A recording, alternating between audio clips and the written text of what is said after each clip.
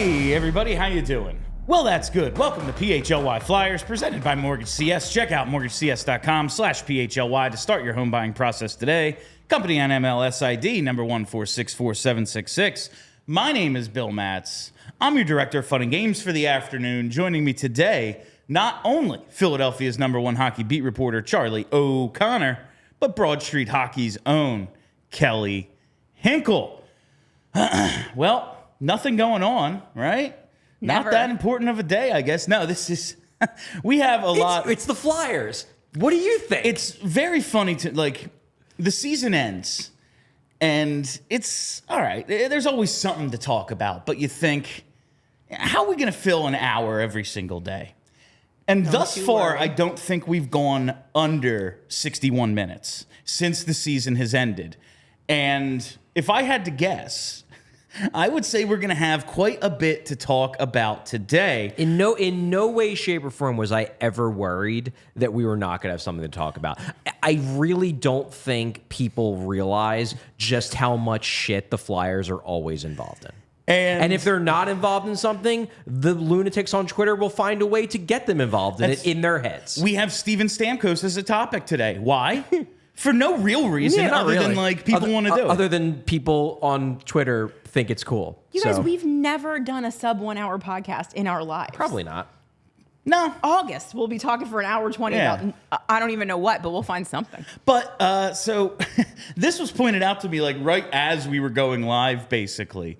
This tweet from Alex Appleyard about news that has come out about potential early arrival of the Mad Russian himself. A Russian, to be clear, this is a this is a Russian language article that no one has actually like fact checked or knows for sure if it's real because it's Russian. It's in Russian, Charlie. It has to be real. I was going to say they don't lie. Like, we're all just throwing this into Google Translate. But here's the thing: this is what the Michkov saga is going to be. This is what it is. Like, it's going to be parsing these poorly translated reports to try to figure out what is actually going on. And the logical way to move forward with this is to believe the ones that you like and not believe the ones that you don't. Exactly. I can't believe either of you would hint. I can't believe either of you would hint at the possibility that there might be some Russian disinformation on the internet. Never. I can't believe, anyway, these days. as 50% of our audience tunes out.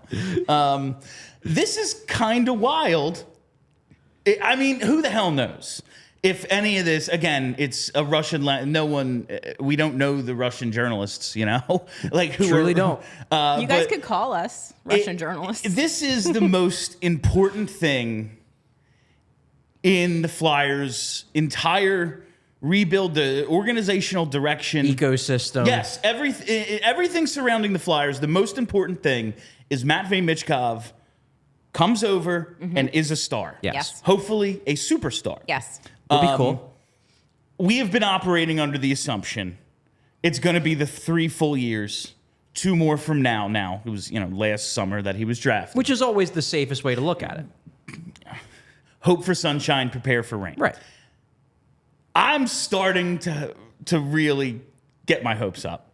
Yeah. There was always the little part of me that was like, he's going to come over early and it's all going to work out. And then there's the, normal part of me that goes, you fucking idiot. This is the Flyers. Yeah. Are you feeling hopeful? Somebody's going to go right for the Flyers? Moron? Come on. And this is just a little, how does this make you feel? Like the idea that there might be a decision, today's the last day of April. The gist of this, based on the Appleyard tweet, is like, we could know by June if Matvei Michkov is going to be a Flyer in October. I feel tingly. That's exciting. I mean, assuming this report is accurate, this guy, Medvedev, is the chairman or one of the chairmans or whatever of SKA, the team, not Sochi, the team that he played for, but the actual team that owns his rights. Yeah. Yes, because that was a loan. Basically, open the door, if we assume this interview is accurate and a true retelling of what he said, he opened the door to the possibility of Michkov coming over early. He more or less said that it would have to include some type of out clause where the Flyers can't send Michkov to the AHL, that if the Flyers want to do that, they'd have to send him back to Russia. Mm-hmm. This has been done before with other players, but The positives of this report, number one, is that like they're at least apparently thinking about it, which seems like progress. They would make a decision by the end of June. And I thought this was out of the quickly done Google Translate version of the article. It seems like this chairman is positively predisposed towards the Flyers, where he has said he said in this article basically that the Flyers obviously want Michkov to come over, understandably, but they aren't being jerks about it. That they are basically saying we will fully, adhere to the contract. We're not going to try to get around it.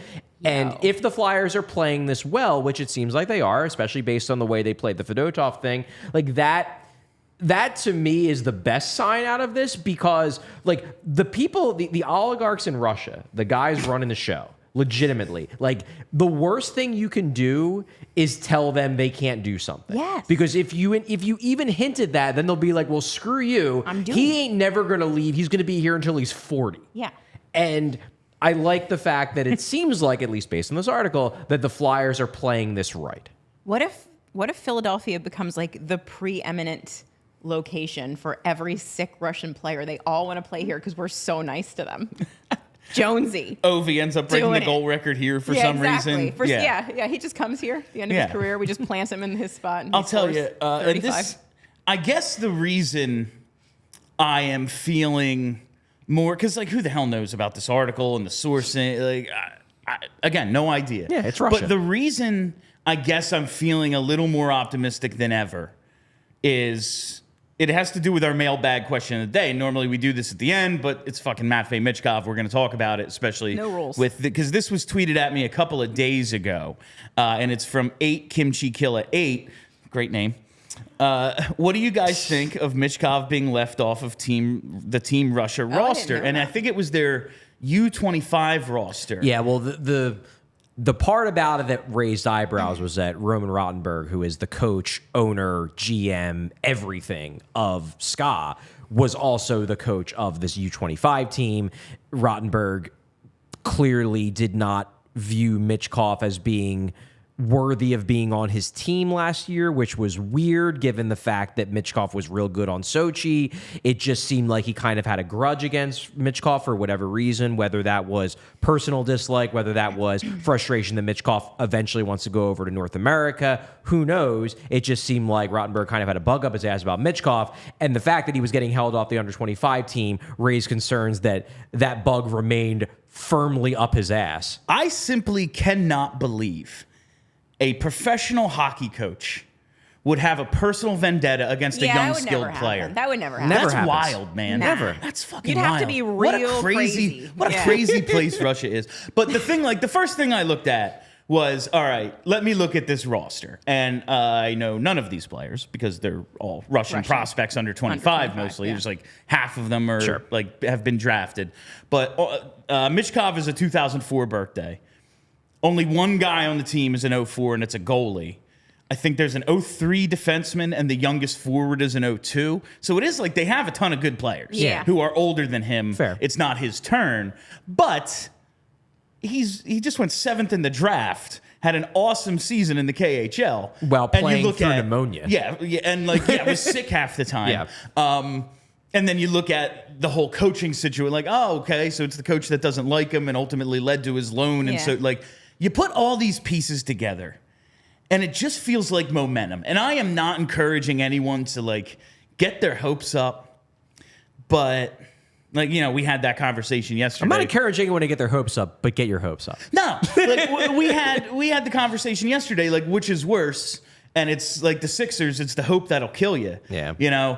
I don't want anyone to get their hopes up, but it does feel like there's a momentum building, and maybe, just maybe, something is starting to turn for this team luck-wise. Okay.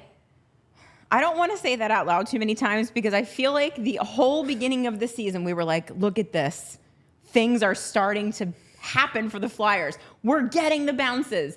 Things are going well. Suddenly, not bad luck at every possible turn. And then, Carter Hart happened, and I just don't want to tempt the gods too much. I mean, like, this is all great, and then in 3 weeks, like, Tyson Forrester will get diagnosed with like an autoimmune disorder. Like that's Flyers hockey. Travis Sanheim has been consumed by no. flesh-eating bacteria. in No, the you know Caribbean. what's Canada Day and 4th of July coming up, man? There's fireworks. Someone's wrist could be broken while playing beer pong. Yeah, who knows? Beer pong. Someone And could It was just- golf, Kelly. No, that was He played beer pong with the That's- broken He Oh, wrist. played with the broken wrist, and no, his golf club exploded and As they somehow do. cut his hand. Sure. Yeah, that happens. Golf clubs explode. You probably just didn't get pissed and bang it against a tree. Nah. He would never. That's something Claude Giroux would never do. this responsible. exactly why I'm not encouraging anyone to get Yeah. their hopes up, man. But I am allowing myself to live in this world where next year, because we talked about this at the end of the season.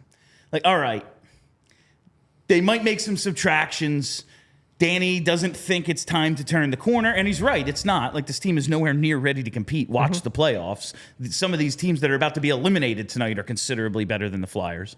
Yes, correct. But if we're just going to do this again, like, what's the point? We're just going to kind of run it back.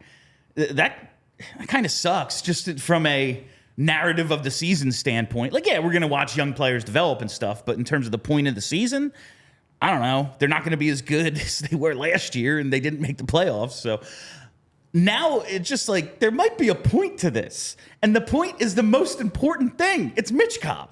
And now Danny's got to load up this summer. Sign Stamkos. Trade for Nylander. We'll get to Stamkos, Kelly. All right, sorry. Jumping That's the gun. later. No, we're going to say that it makes absolutely zero sense. I don't think it makes zero sense. I just don't think it's going to happen. Unless you have someone to feed him that one timer on the power play. Heyo. And he's that guy. Listen, I got to sell you some stuff. But before I sell you other people's stuff, allow yourself to dream a little bit. Yeah, we've been referencing The Wire like for the last 3 or 4 shows in a row. Dream with me, B. Go to allphly.com. Get your Mad Russian hoodies. Oh, it's good Get time. in on it now. Just take all this good feeling that you have about the team and put it into a Mad Russian hoodie at our merch site. I would love to be able to say, in response to that, because Michkov is on the team, we ain't got to dream no more. We have things. And then, of course, what happened to both of them? They are both. Well, one ends up in Avon jail, goes the other to one jail, dies. and the other one gets killed. Yeah. So, it is what it is. All right. You know what else? Maybe you're feeling good. Maybe you don't want to take all this positive feeling and put it to something in a future like that. Maybe you want to put it on a future sports bet. Well, you can do that at BetParks Sportsbook. That's right. The BetParks Sportsbook app is where you can get all sorts of the absolute best action, everything you're looking for, everything you're looking to bet on in the sports world. Maybe you're feeling good about the Sixers tonight, man. Maybe you actually believe this team has it in it to come back. Well, you can check that out. And you can check out all the NHL playoff action there as well. We're brought to you by the BetParks Sportsbook app. Get in the zone with BetParks Sportsbook. You can win big with all-day action because if you win your first $10 bet, you can earn $125 in sports bonus bets at BetParks. You play for fun. You love to win. You bet. Download the app and play along.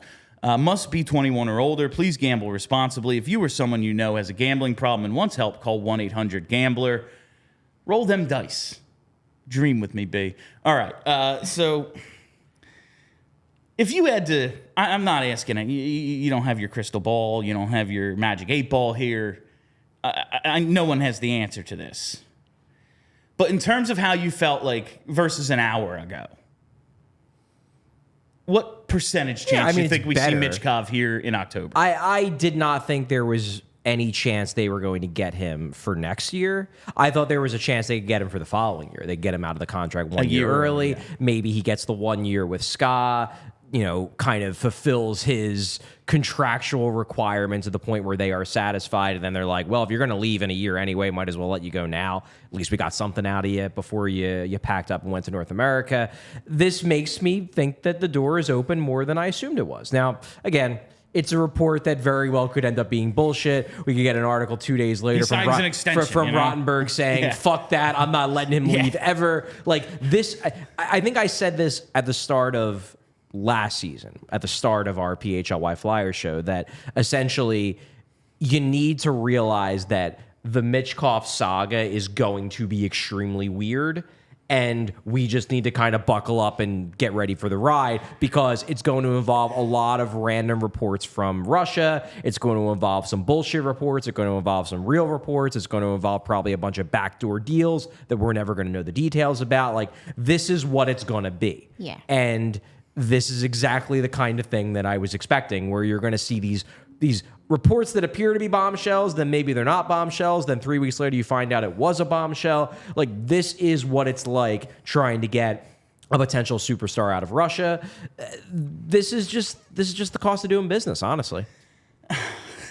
I love this team. It's neat because 5 minutes ago or whatever, I wasn't thinking about Matvei Michkov coming. Like, it was just not a thought in my head, and now it's all I'm going to be thinking about for the next 6 weeks. No, we had the mailbag question of the day, and I was like, oh, cool. We haven't talked Michkov in a little while. This is at least somewhat interesting because of the coach connection and everything. And then when you pair it with this, it's like, oh, there might actually be some there. Again, who the hell knows? But it's at least exciting to think about. You know, it's a Tuesday afternoon, final day of April. Allow yourself to be a little excited about the Philadelphia Flyers, if only for a minute. Now we move on. 1 single minute. We talk about the cost of doing business. Well, Sean Couturier is doing some business. He's got a new agent. Frank Saravalli reports last night, Coots, no longer represented by Eric Lupin, now being represented by super agent Pat Brisson. On the very, guys change agents. Like, that shit happens. But there's the entire backstory here. First of all, he ain't negotiating a contract anytime soon. Yeah. This is the NHL. They're guaranteed contracts. He's under contract for another 6 years. He's under contract till the end of time, basically. And that's how agents make their money, is off commission. I mean, there's probably other fees as well. But the big way they make money is off commission from, like, negotiating a contract. Brisson is not going to be negotiating a contract anytime soon unless the Flyers buy out Couturier and have him on their books for 12 years like the Briz deal. He's, at this point, and I don't mean to sully the good goddamn name of Sean Couturier, but it's not as if there's a whole bunch of endorsements coming his way or anything. You know, he's not the most charismatic dude. He also is on the fourth team in town, and he's not having the best year. You know, he didn't have the best year. Like, I don't see what someone gets out of taking him on as a client at this point. But there is the whole backstory of his previous agent kind of talking shit on the Tortorella situation. This is what I kind of makes me feel good about this, is that whole thing that all of us, I think, kind of were like, oh, fuck. Like, as soon as those comments came out where it was like, the communication's not good, Couturier's not happy, like all of those comments, which apparently came from his agent, had all of us, I think, being like, oh no, like if he doesn't get along with Tortorella, like how is this even going to happen? Like, how is this going to work? And this makes me think, okay, maybe Couturier was like, why the fuck did you say that? That's not accurate. Everything's fine. You're fired. The Tortorella rebuttal to the whole thing, where he was like, I don't even know if that guy's his agent or like, this kind of somewhat makes me feel better. Yes. We were like, how can this possibly coexist? Right. If, like, year one basically together, because he wasn't, on the team while he was out with the injury. I mean, he was around, but he wasn't being coached by Torts. Year one, the captain and the coach don't get along. How is this thing going to play out? Kind of makes me think maybe there's a little better relationship than we thought. Like, there's at least some communication, because Torts goes, I don't even know if that's his agent. And when he said that, I said, Charlie, is he? And you said, yeah. Sure is. Sure is. And now he's not. And now he's not. Now he's not. I don't feel worse about the Torts-Coots relationship now, I'll tell you that. No, I feel like all we can do is speculate, obviously. And I feel this like could mean a million things. The only speculation you can make is that it's good with regard to, shit. No, well, I mean, there's two ways you could take it. And there were two ways that it was taken last night. The first way was, okay, Coots' agent may have spoken out of turn. And Couturier, after having a week or so to digest the season, decided that he wanted to get an agent who is less likely to do something to make Sean Couturier the story. Okay. That's option one. Option two, which was the other thing that people were speculating on Twitter, was, okay, why would Pat Brisson take on Sean Couturier as a client unless Sean Couturier is about to demand a trade? Demand a trade. Okay. And Brisson is well versed in navigating that type of awkward situation. I don't know. But I mean, I understand. Let me put it this way. My guess is that Sean Couturier is not about to request a trade. Number one, because he has roots here. Number two, he's got a real good relationship with Danny dating back to the time when he was a teenager. Number three, even if he demanded a trade, I don't think anyone would want him anyway, and I think he knows that. But I can't rule out the possibility that Couturier is so ticked off about the way he was treated that he wants an agent that would be willing to explore whether there is a market for him. I can't rule that out entirely. Tell me how we can make this happen. I was going to say, can I say something without everyone getting mad? Like, both of those are good. In I different agree. ways. In different ways. They're both kind of good. My best case scenario for Sean Couturier, and I said this prior to the season, and goddamn, if the second half of the season didn't lead me to believe this would be a real good, like, he's an overpaid Jordan Staal. He's a middle six center who can still play some good defense for you. He scores enough, but like, he ain't your 1C. Right. Like, that's just not going to happen at this point. Seemed unlikely. First half of the year, he kind of was. He was in that borderline. He was a top 6 center, I would say. And then second half of the year was real bad. He was fine. Yeah. But in that role on a good team, no, you're not a good team. No, that was like real good second line center. Yeah, Sean. I would agree with that. If they can figure a way, just not even, damn it, even if he's closer to what he was in the first half, just because of the timeline of this thing, if they can figure a way out of this contract that isn't, we're covering 50% of it for the next 6 years, or we have to move a bunch of other assets to move him. Yeah. If they can figure out some way out of this thing, that's good. If Tortorella and Couturier have some sort of reconciliation and Coots gets back to close to what he was in the first half, that's good. Also good. This is leading me to like think there's 3 outcomes and 2 of them are good rather than there's 3 and 2 are bad. I think I'll that's take those odds over extremely what fair. I thought a couple of weeks ago. Yeah. You got a super chat, boys. We have a super chat. I see there's a little glare. Yeah, I there didn't we really go. understand. I saw this. From Jake, Coots agent quit on Torts. I don't really understand that, Jackson. I'm sorry. Jackson Lehman. Yeah, like do you? In a do you- way, it's just I a good think we joke. all Oh, is it just a quit joke? on Like, because we were Torts. talking about the team quitting on Torts, oh. and he's like, fuck this, I'm out of here. He's Gotcha. the only one who can actually quit. Yeah, he Yeah, actually maybe just. it's If that's a actually joke, it's a quit. good one, I think. Fair. Yeah, Okay. fine. I didn't We got understand there. what that was But- getting at, but if it's a joke, then yeah. I would okay, also got it. say, like, if Tortorella says to the media in front of everyone, "Oh, that fucking idiot. Who knows? Who even knows if he's an agent? I don't know. He's some asshole." And Sean Couturier, his client, isn't like, "Hey, wait a minute." The dude might have been like, "Yo, what the fuck, man? Yeah. I did this for you." Yeah. Like, That's true. You know, so there is a possibility. Like, didn't quit on Torts? That's funny, but like, I could see him kind of being, "Yo, man, you got scratched. You were pissed. Yeah. I represented your interests as you pay me to do, and nothing on my end. Nothing coming back." I wouldn't be shocked if there is, and again, this is all speculation.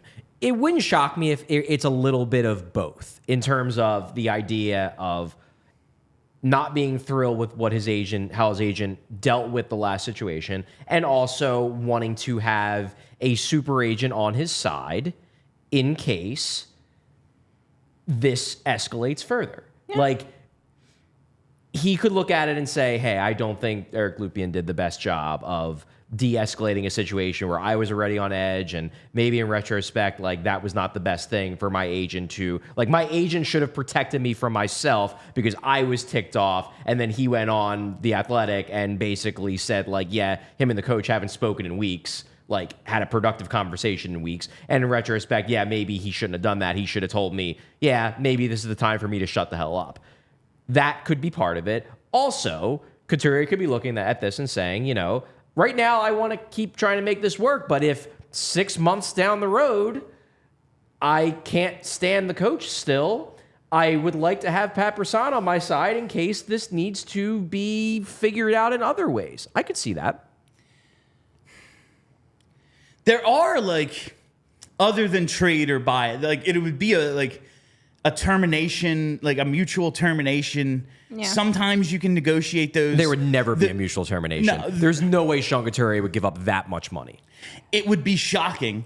But if he could get some sort of big upfront check and then kind of get to go do whatever the hell he wants. I don't even think that's allowed under the CBA. There's certain things that they allow, but like these are real hard things the closest it usually doesn't happen. The closest thing I could think of where something like that happened was the Mike Richards in LA situation, but that required like LA to try to sever the contract because he got arrested for drugs. Like that would not.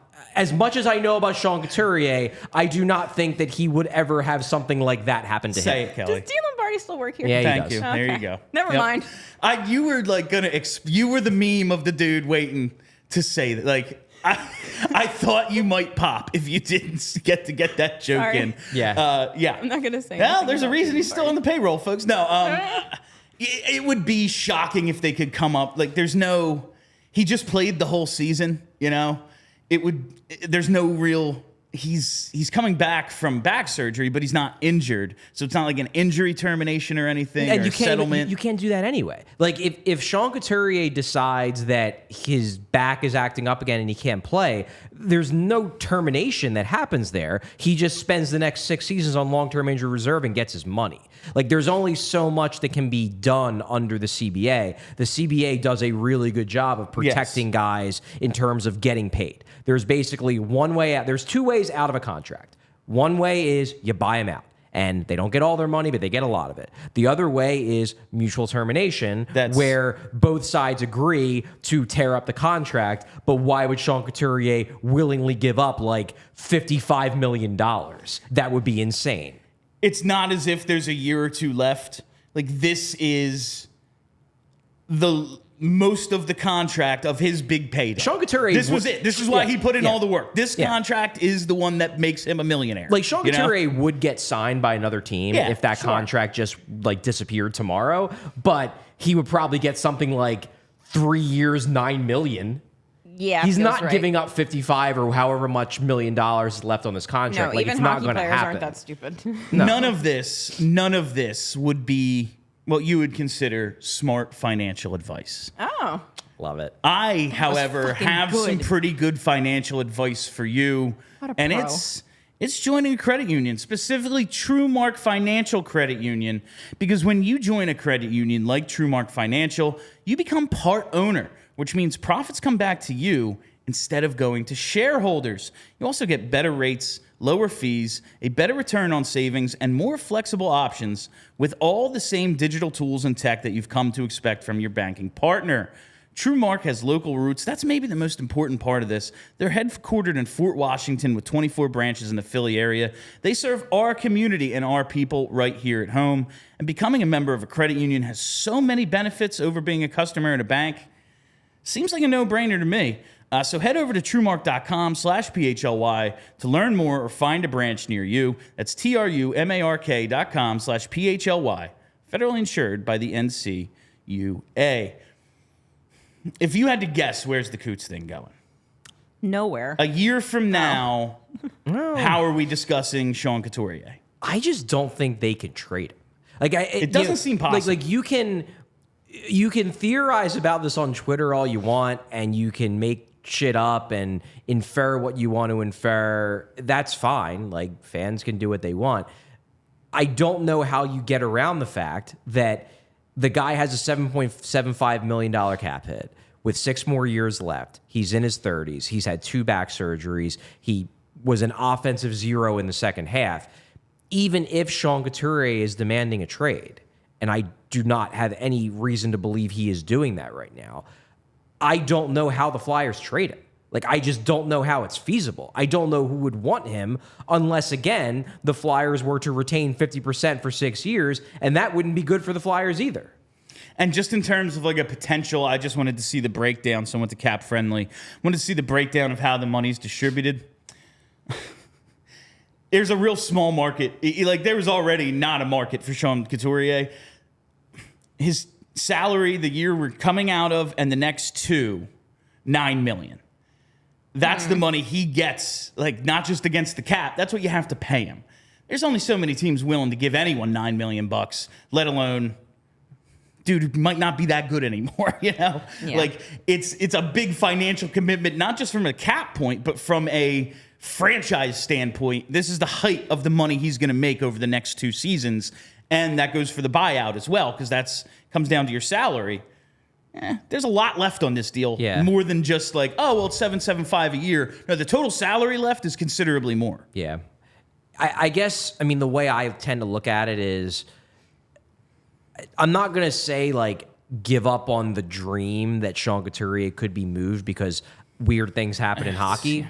But to me, like, the hope, if you want to have hope for this situation getting better, the more realistic hope in my mind is hope that Sean Couturier, with the benefit of an offseason, plays like the guy from the first half all season next year and ages gracefully. Like, it just seems highly unlikely to me that the Flyers have an easy way out of this. No, there's a lot of things that, like, probably slim chance, like Sean Couturier being what he was in the first half of this last season might be your best, like, that's your best option. Yeah, like, to me, it feels like it is. The other things are so much less likely. Like, they're just so much harder to pull off. Now, granted, it's not Chuck Fletcher anymore. You know, trades are hard.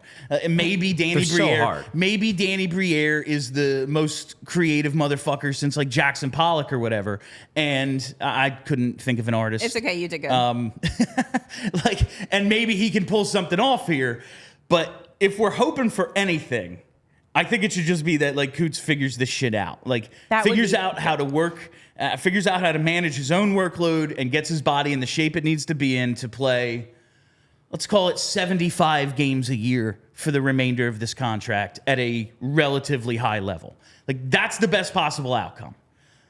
Yes. In terms of what's feasible. Right, because if you can get out of it, cool. I just don't see a way. No, he's going to be here. So we just need him to be good. Yeah. I mean, look, it's the Flyers. Craziness happens all the time. So he's getting traded He could stand to get a little I faster. truly cannot rule anything out of hand because it's the Flyers. However, it doesn't strike me as likely that Sean Couturier, because of this, is going to be traded in the next couple months. Is he what the Toronto Maple Leafs need to get to the next level?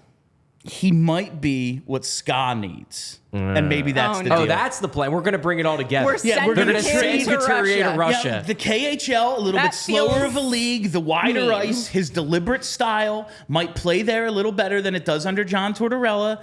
You get to make unlimited amount of money. You get paid in, like, you know, gold or something. Maybe this is the... No? Okay, we'll move on. I mean, you can keep going. I have nothing. It's I have no idea. Like, it's just such an interesting move to fire your agent right now at this point. It is very You just interesting. finished the first year of a contract that never ends. Like, No, it's exceptionally interesting, and that's why I'm not second year. I'm not ruling out the possibility that this is stemming from general frustration with his situation with the Flyers. I'm not ruling that out. I just tend to think that even if that is what is driving this, like, it's going to take a wizard to figure out a way for the Flyers to get Sean Couturier on another team. I guess that's what, when you look at who he hired, it's like, well, if anyone can make this shit work, it might be this Brisson, dude. yeah. Like, It's fair. I guess that's... Yeah, it's fair. We'll see how this plays out. Again, it's the Flyers. Anything could happen. I just think another way to look at it too is, like, what does Pat Brisson get out of taking him on as a client? Because as we talked about, he doesn't have any likelihood of negotiating a new he's not gonna contract make with any Couturier. money. So he's not going to make big money. So why would he do it?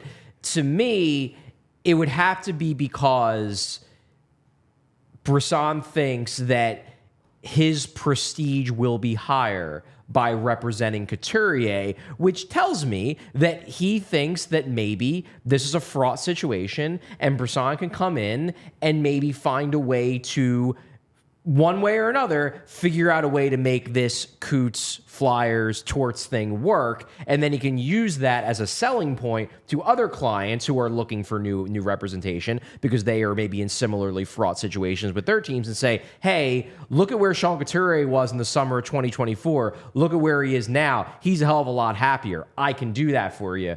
That might be the selling point to Brisson as to why he's taking on Couturier, despite the fact that no new contract is looming. Also, I mean, yeah. All of the speculating is fun, in my opinion. Yeah. It's the offseason, man. Yeah. No, and I like making up and stories. I just thought, like, when you said it might just raise his profile to have Sean Couturier, like, maybe, and I'm not looking at a list of his clients, maybe he has, like, 12 team captains already. He's got Claude And he's Giroux. like, hey, we have all the team captains, you know? Like, maybe that's just a thing that's good for his agency. I don't know. There's just a lot of... I can't wait to find out more. Yes. Yes. I'm really looking forward to the next chapter of Flyers This hockey. could be a fun summer, honestly. It really, like, it's only April still. be, yeah. And we've already got some fun shit going on. Like, just looking at Twitter right now, people are like reacting to the Michkov stuff. Like, people are excited, and that's fun after the end of the season we just had, where it was like, even when I came in with no expectations, they somehow disappointed me in some way. Like, and now we're kind of building back up already again. I find that nice. I have no idea whether Matvei Michkov is going to come over early, but I love the fact that fans are excited about the gleam of hope that it could happen. I think it's great. It's nice. Love to see Flyers fans happy and not mad. It's a rare opportunity. You got to take them when you can get them. Let us get a little playoff update in. So last night we did have Tampa Bay's season come to an end. They are eliminated by the Florida Panthers 4-1. But we actually have a 2-2 series. It happened, Charlie. We got a good one. Our Dallas Stars have tied the series Didn't at think 2 they with were gonna Vegas.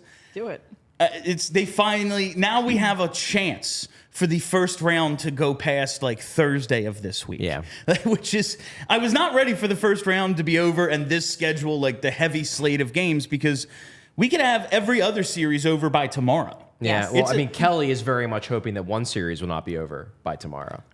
She's wearing her Halifax Leafs shirt. 2015 training camp. Did you Kelly- go to that?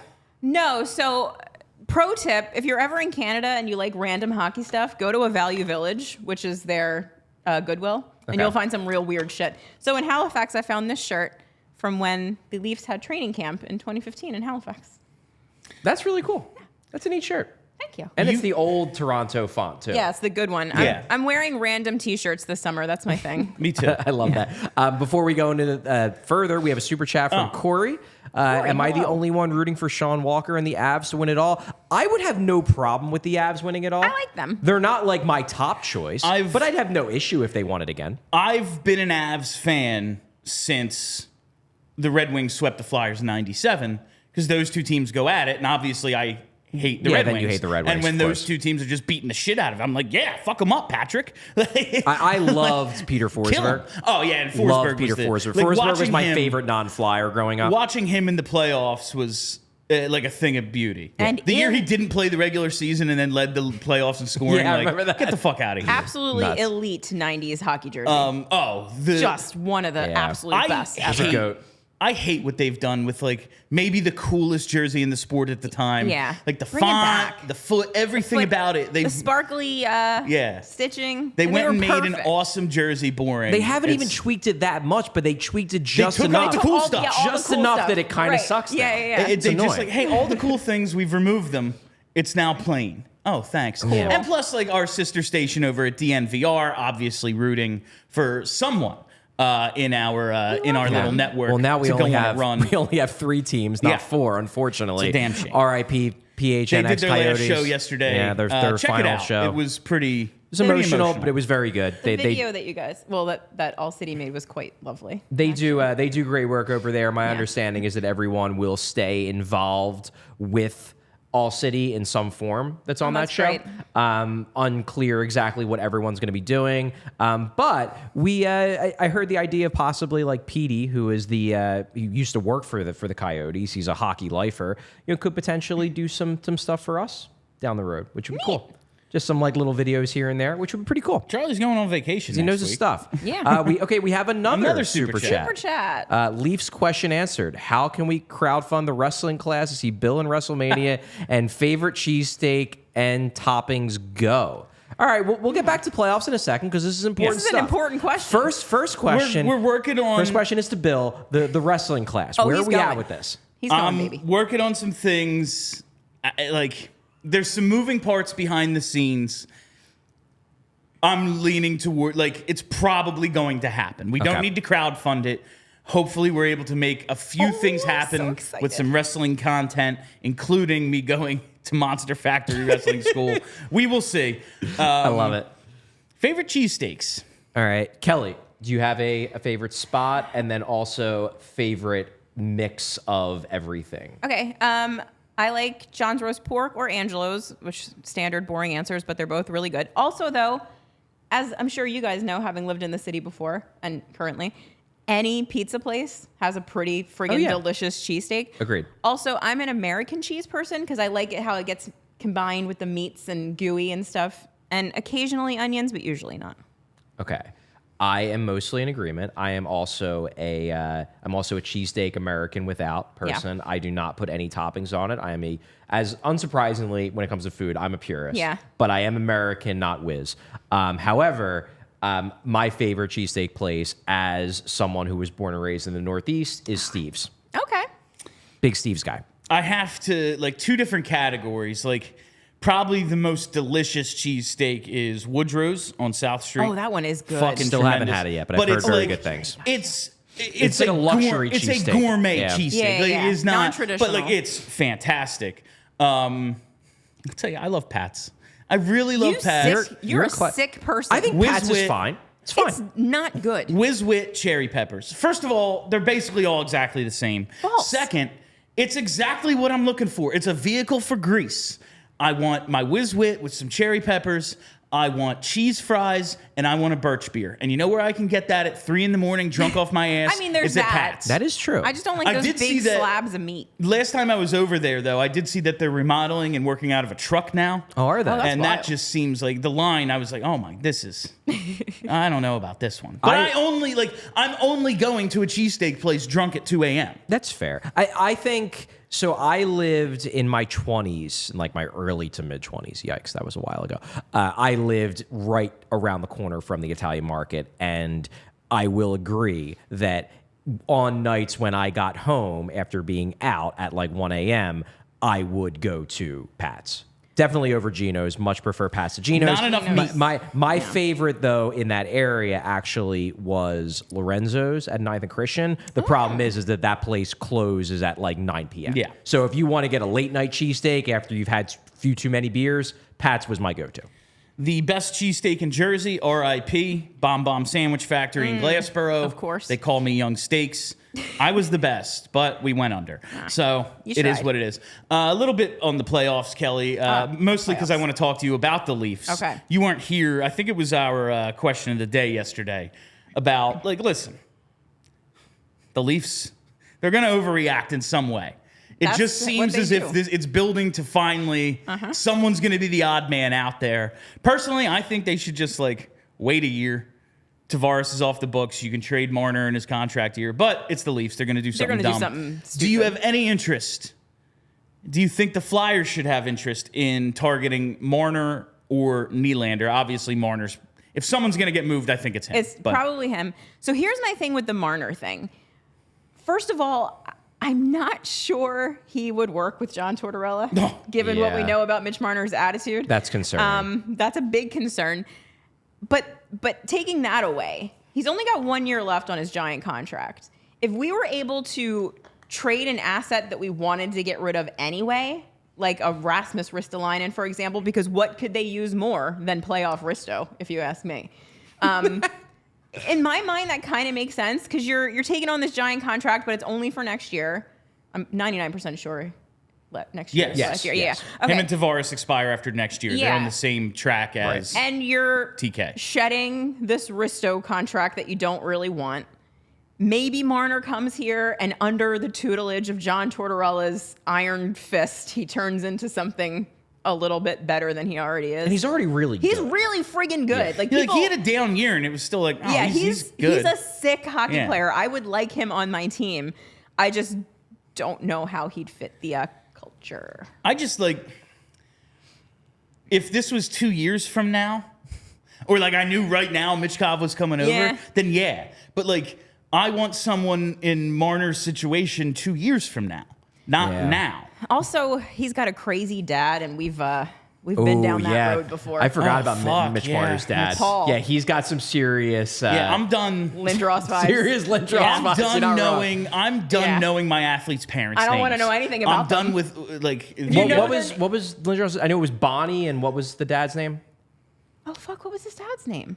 Oh man, yeah, it was Bonnie and I. Do any of our commenters Somebody remember? in there will Someone know. knows. I know Bonnie was his mom's name. I don't want to know Allen Iverson's mom. I don't want to know Donovan McNabb's mom. I don't want to know Chunky Soup I commercial. don't want to know Eric Lindros's parents. I'm good. Carl. There we go. Yes, Fucking Carl. Carl. Of course. Like, I'm done knowing the parents of my stars. I don't want to know. I'm them. over that. Unless we get a Kachuk, that's fine. But because he played in the league, His I fucking dad's know cool. who he is. You know, like if we get a Ginless kid, we get a Ginless dope. kid, that would be I'll take him.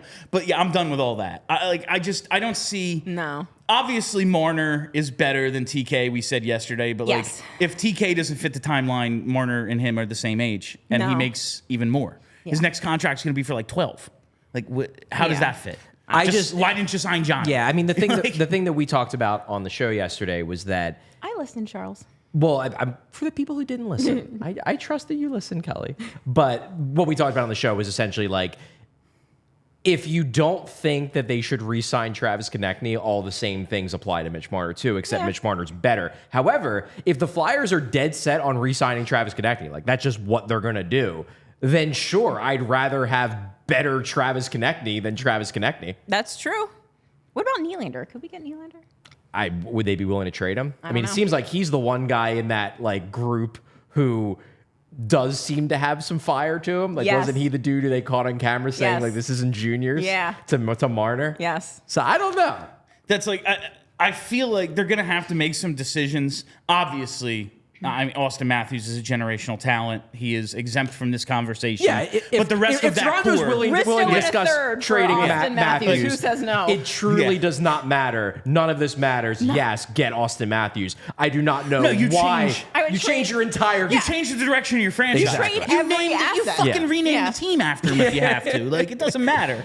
But like, he's obviously exempt from this conversation. You would assume that Toronto would not be that dumb. It's really a conversation. And like Tavares, he's old. His contract expires after next year. I don't see what happens with him. I got no use for him. It's Nylander and Marner, and Marner's the odd one out. Yeah. And he's the one I have the least interest in, quite honestly. So we'll see. You know what I do have interest in? What's that, Bill? Maybe you saw me tweet it out yesterday. Maybe you saw me tweet it out after I got home from the show yesterday. I told you I was going to have a couple of Ollipops and tequila, and I had a couple of strawberry vanilla Ollipops and tequila. You posted a screenshot on Twitter. It was freaking delicious. Ava had a few. She really liked them. It's a great summer drink. I can't promote this enough. You know, I tell you all the time about the health benefits. Only 2 to 5 grams of sugar, the 9 grams of fiber, all the prebiotics, probiotics, all that stuff. You know it's good. But it's fucking delicious too, man. I don't know if they want me to curse, but I'm going to.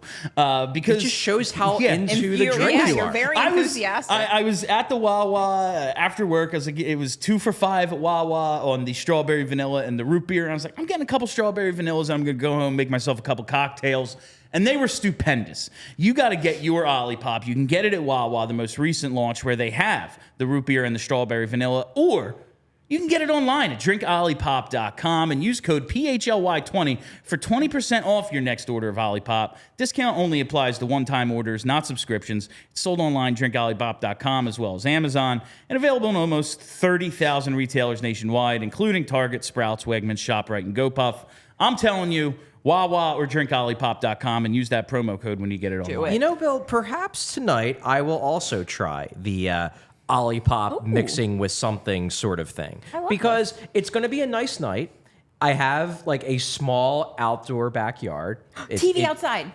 I can't do a TV outside sorry. yet. Got excited. But what I can do is I can get a little reading in and drink a little Nice. little Olipop plus something. I love this for you. I might do that. Well, Kelly, before we move off the playoffs, Yeah. What's the matter with your Leafs? Why are they like this? Well, first of all, they should have this? they should have fired Sheldon last year at the absolute latest. I just think he's a terrible coach and he doesn't know what to do with You these really don't think players. he's a good coach? No. Okay. I don't think he's if you can't get this group of players to be good, like I don't know what your problem is. It seems that they have the same problem over and over, and maybe there's something wrong with the core. But before I made a dumb decision about some really good players, I would try them with a different coach. Reasonable. The whole idea that like there could be like a toxic group of players that can simply never win together, like why?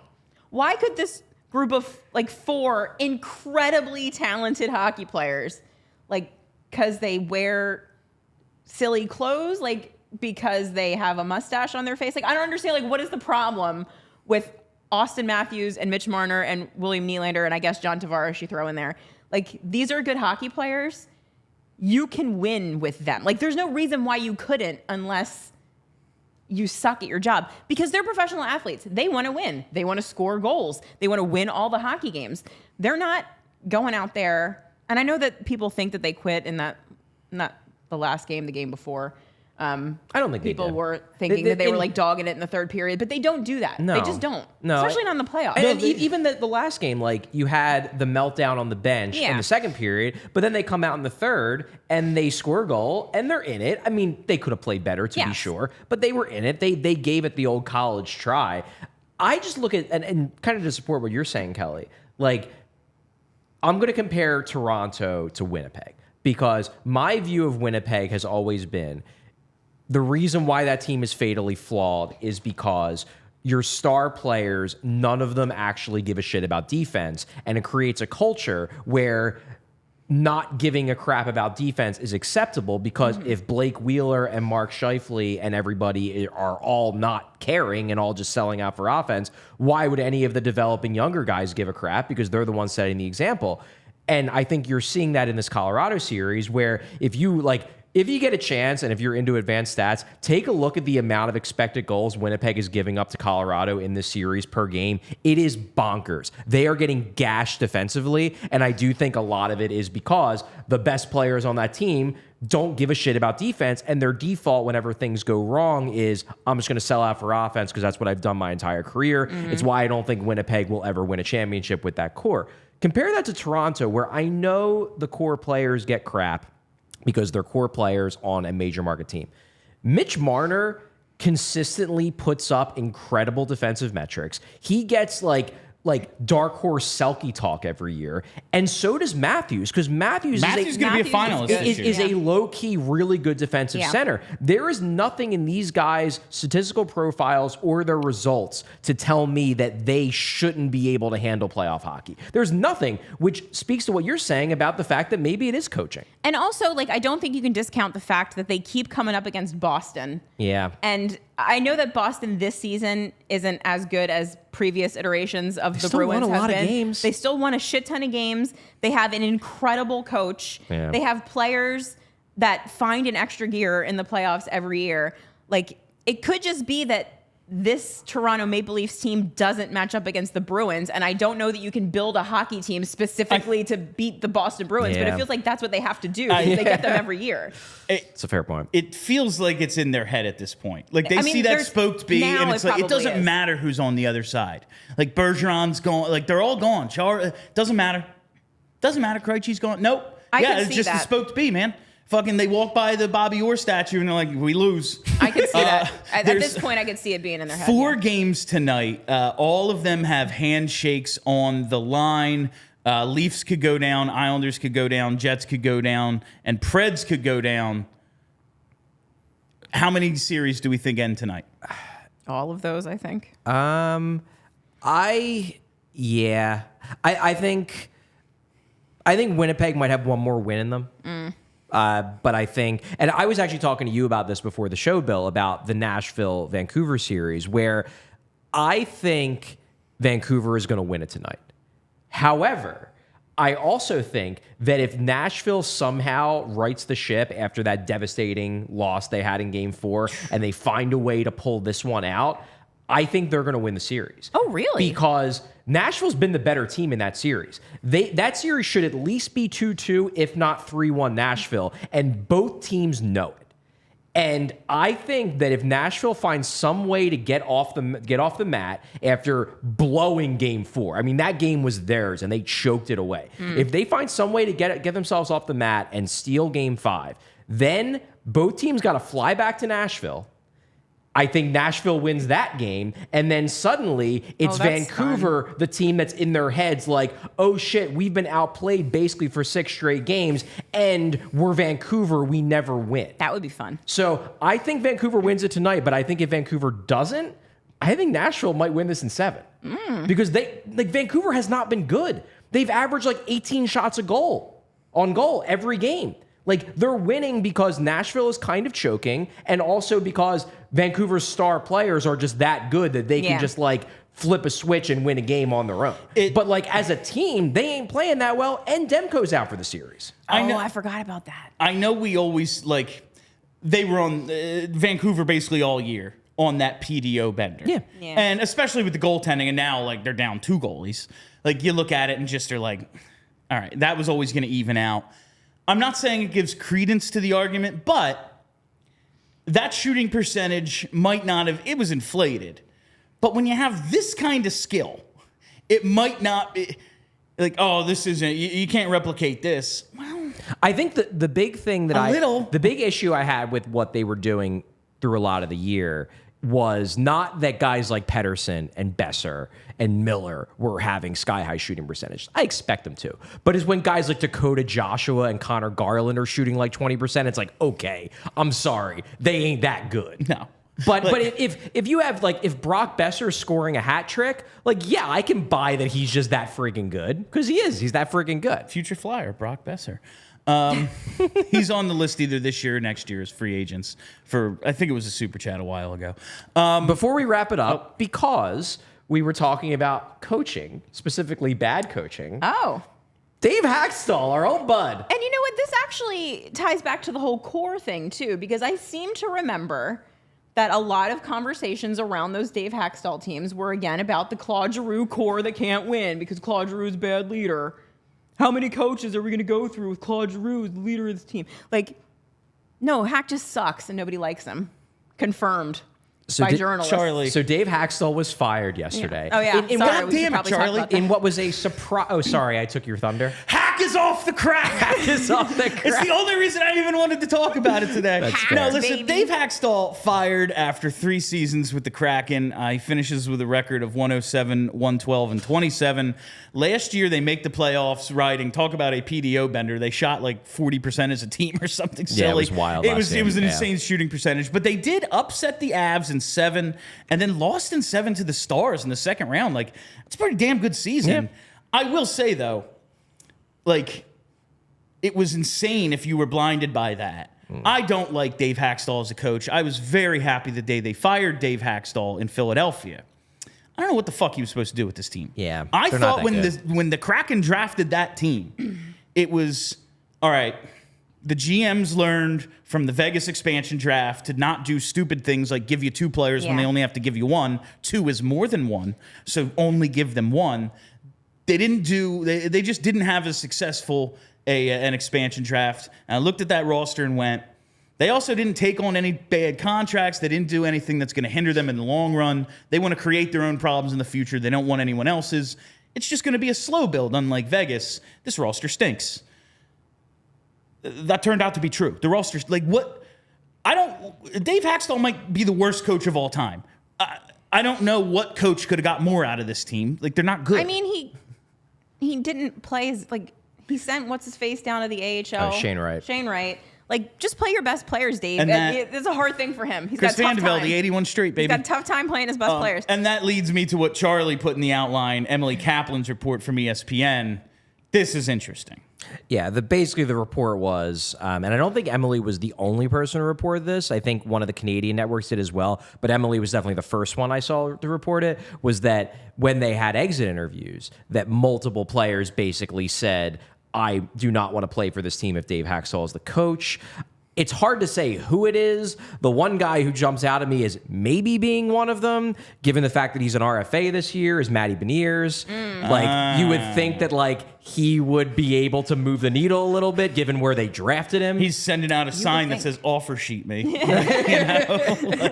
I will sign. Yeah, right. But that jumped out at me as, like, I wonder if he was one of them, because, like, if I don't know, if Eeli Tolvanen is like, I'm not playing for Dave Hakstol. I was like, all right, you're a nice player, but like, whatever. Who cares? But if you're, what was he, the second overall pick that year? Yeah. If he's like, I hate this dude, I won't play for him, you're like, all right, bye, Dave. You're like a replacement level coach, sure. If it's Beniers and Wright, like, that's the future of your franchise. Yeah. Like, Yeah. okay, we got to move on. Here's one thing I wanted to speak on that, because Kelly, you hinted at this when you're talking about like the core of the Flyers, and like maybe it wasn't them. Here's one thing that aside from Mike Yeo, and he was only here for half a season. English Mike. Like, why does the Flyers organization insist upon hiring assholes as their head coach? Like they never, Dave Hakstol now apparently was forced out because his players hate him. Then they essentially replaced Hack with Vigneault, whose players mutinied on him. And then they replaced Vigneault after a brief interlude of having a nice guy for a half year. They replaced him with Torts, who is the epitome of like the asshole who pushes everyone hard. Like, isn't it usually that teams will go back and forth? It's like, well, we're going to go with a hard ass and then we're going to go with a players coach. The Flyers seemingly only want hard asses. So, and what's interesting about that is if you look around the league, it seems like the best performing teams have players coaches. Like Brenda Moore is notoriously very good to the players. I think what's his face in Colorado is Bednar is very good with the players. Montgomery, I kind of get the vibe, is probably not too much of a dickhead to I don't know enough, but like given his success, my guess is that he's a decently enough of a players coach. So I don't know why they insist on doing this, but I think that the very easy and obvious answer is Flyers culture. No, that's Charlie. You've mentioned this. We've talked about this in the past. How, like, we talked about Buffalo, and they signed all their young guys. They're like, hey, you know what? You're our guys. We're going with you. Don't worry about it. Now just go play. And that's like they wanted that to be their philosophy. And the Flyers don't mind making their guys uncomfortable. Yeah. They think being uncomfortable is good because you're going to deal with shit. You're gonna be dealing with shit, and so you need to be ready to deal with shit. And this came up actually on 32 Thoughts like a couple weeks ago. I think Elliot kind of reiterated what you said. The Flyers, they're fine when their players are uncomfortable. They want to put them in situations, test them to make sure that they can deal with being a Flyer, and I think that's what it comes down to. I will say though, I just think back to the Tortorella AV swap, basically, between the Rangers and Canucks. Wasn't AV thought of as a players coach prior to the whole situation in Philadelphia? I think AV was generally viewed as someone who largely lets the room police itself, but I always got the sense that there were players that thought he was aloof and disconnected from his team and also had an enormous ego. That was what Jake Voracek very much spoke to in those interviews he did earlier this year, that basically he felt like AV grandstanded and had a massive ego and would not deal with anybody disagreeing with him ever. I'm just saying it's interesting that the last three major coaches the Flyers have had all kind of hard ass. They all fit in that like difficult type. Certainly not a chummy players coach. And I'm not saying there's a right way to coach. It's just that it doesn't seem like this Flyers organization seems to have any interest in trying that route. What you're saying is Flyers coaches have no chill. Zero chill, Bill. The Flyers players themselves probably have to take it upon themselves to chill every once in a while. I know I need to chill every once in a while. Man, it's freaking hot out. I legitimately need to chill. Between this temperature, the lights in this room, I need to chill. And there's no better way to chill than with an ice-cold Coors Light. So whether you're freaking out about, man, these coaches all kind of seem to be jerks or whatever it might be, you need to find the Blue Mountains in your fridge and enjoy a beer as cold as the Rockies, because when everything surrounding your favorite hockey team is on fire, sometimes you just gotta chill. When you choose to rise above it all, choose chill, choose Coors Light. Get Coors Light delivered straight to your door with Instacart by going to CoorsLight.com/PHLY hockey. Celebrate responsibly. Coors Brewing Company, Golden, Colorado. I do want to say one more thing. Can I say one thing, because I saw this pop up in the chat, and I actually want to speak on this, because I don't think that just ignoring something is a good idea, because I saw what happened with the stupid, the Flyers didn't offer Gauthier that last year, so now everyone believes it. No, HC and JH, I am not fucking evil gritty. Stop assuming I am evil gritty. I'm not, okay? Can we just end this? It's not funny anymore. I just wanted to say one more thing about Hack. It's now that this comes out that the players just don't want to play for him. It's unlikely, I would say, he gets another shot, at least in a head coaching role. I mean, I don't know how good of a coach he is, though, because he's never really been put in a situation to succeed. he's never won anything. I will say, I look at Gostisbehere and Provorov under Hakstol and where they got to in their careers post. I don't know, man. They're pretty good. They're pretty good for him. And I don't think Hakstol is bad at everything. he moved Giroux to wing. Giroux had the most productive season of his career. Should have been at least a Hart finalist. Was robbed. Yeah, without a doubt. And Coots broke out. The thing we always wanted out of Sean Couturier. Career best, 76 points, 2 years in a row. The first year under Hack. Second year, Hack gets fired in December. But that was... He put him in that position. Yeah, I mean, like Charlie said... It happened. No coach, no NHL coach is going to make, every decision is not going to be bad. Oh, and we're going to make some good ones. I hated him. I feel like overall, holistically, not a good coach. I disliked him thoroughly as the coach. Also, he was absolutely put in a position to win at North Dakota, and he didn't. Okay, UND is a different story. They win the next year. They win the next year without him. They get rid of him, and then they win. Yeah. All right. Do we have anything else today? I want to wrap up. No, I think we. This Stamkos, is a they're not signing him. Pretty comprehensive show. Yeah, the Stamkos stuff. I mean, look, it's a fun thing for Flyers Twitter to talk about. I actually think that there's a case. There's a case to be made that if you could get Steven Stamkos on a 1 to 2 year contract where he comes in to juice up the power play for a bit because he is still a very good player, it could work. But he's 34 years old. Signing him to a 6-year deal, which I'm assuming is what he will probably get from someone because he's still a really good player, probably doesn't make much sense for the Flyers. Also, and this is something we talked about before the show, if you are Steven Stamkos, you have won multiple cups. You have spent your entire career in sunny Tampa Bay where everything is great and the players are treated well. Are you, under any circumstances, going to make the choice to spend your final years in the NHL playing for John Tortorella? There is no overlap in Tampa Bay with Torts and Stamkos, but you got to believe in that locker room. He's hearing from the older guys like, Jesus Christ. Also, a picture is circulated of him as a child wearing a Blues jersey, so obviously that means he's going to be a Blues. That's how it works. Yeah. I didn't know that. Any bed sheets though? Any bed sheets? I didn't see any bed sheets. All right. I'm just saying, I don't think it's a dumb idea offhand because I do think that under certain circumstances it could make sense for the Flyers. I just, A, don't think he would be willing to take the contract that the Flyers would deem to fit their timeline. And B, I do not think there is any chance in hell he would actively choose to play for John Tortorella when he's already won everything he needs to win in his career. Why would he choose to make himself miserable? I will say, while it makes almost no sense, I will say, to bring it full circle, if Michkov comes over, it makes sense. Go for it. He's on the ELC. That'd be fun. Go now. That'd be fun. Go now. Get Marner too. Do it all. Go for it. There you go. We're back to being the Flyers and again. That's the Flyers, baby. And Stamkos at 34, 35, that's Flyers. Oh, it's such a Flyers That's move. fucking Flyers. That's what we do here. I absolutely do think that, the people who are really pushing, they should go after Stamkos. They are the people who, have never given up on the Flyers of the 90s and early 2000s Adamos, coming baby. back. Paul Coffey.